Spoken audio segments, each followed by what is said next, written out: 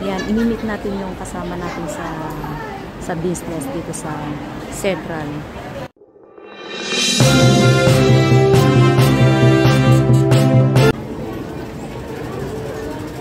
Sa mga curious dito sa Hong Kong, dito sa Central Worldwide, ayan, hayaan nyo kung pakita ko sa inyo yung lugar kung saan maraming naku-curious kung ano nga bang meron dito sa may Central Worldwide.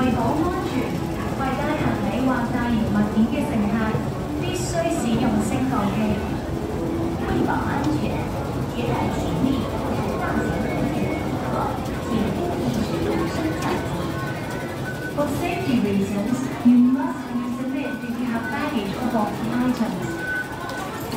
So, mag-exit na tayo. Kailangan lang natin i-top up yung ating octopus dito sa may machine para tayo makalabas. So, nagkuhan tayo ng NTR kaya tayo nandito sa loob. So, pa-exit. Then, exit A para diretso na yun sa may worldwide. Ani ka lang dito sa may exit A, sa may elevator. Yan, paglabas mo, ayan, worldwide na siya. Kasi itong building na to, worldwide na siya actually. Excuse me.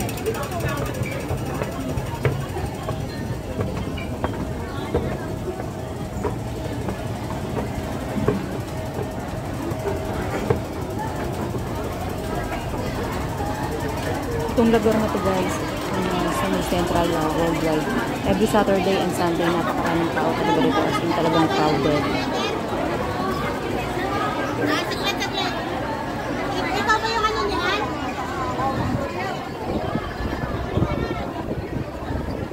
So, ayan nga, akyat ka dyan. Makita mo, kanya-kanyang racket dyan, mga Pilipina, naglilinis ng kuko. Dyan sa may hagdanan. So, dito tayo sa may elevator. Naglilinis sila ng kuko, nagugupit, nagmamasahe, ayan, para kumita ng extra. Talagang, itong Central Worldwide na to, napakaraming istorya sa mga kababayan natin, mga OFW dito sa Hong Kong.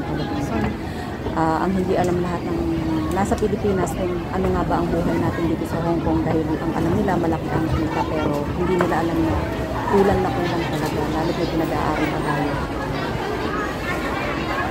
So, hindi na ako papasok dun sa may building ng worldwide dahil ang pakay ko naman dito sa may IFC talaga, ininit ko yung kasama ko sa may business. So, ayan na, makita mo napakaraming mga tao dyan. At wala pa yung mga nagtitinda ngayon dyan, pero karamihan dyan mga nagtitinda mga ibang lahi. So, dito talaga sa Hong Kong, bawal talaga yung mga pagtitinda, hinuhuli ng mga pulis.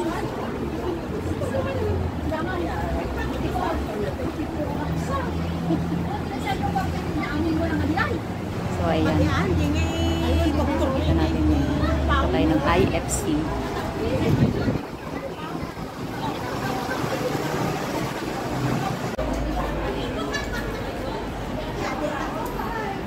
So, linga-linga muna ako habang binabaybay ko yung papunta dito sa may IFC.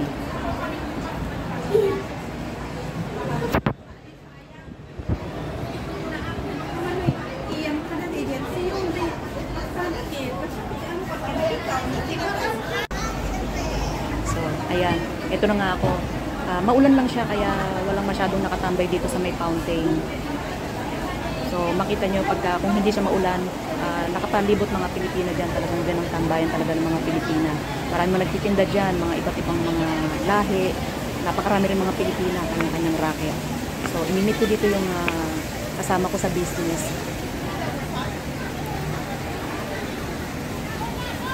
Makita natin ang ganda naman talaga ng IFC.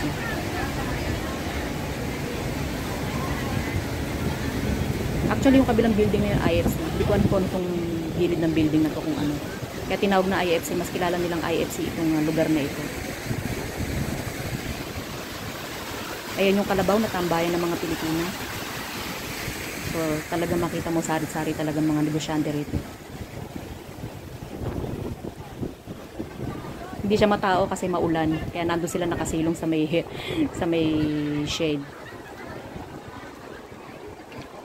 Pero kung di yan maulan, marami nagbebenta dyan mga Pilipina. Itinda ng mga sichirya, kape, soft drinks, ganyan. So, ayan na guys. Nakita ko na yung imimit ko, yung naka-yellow. So, hanggang dito na lang guys.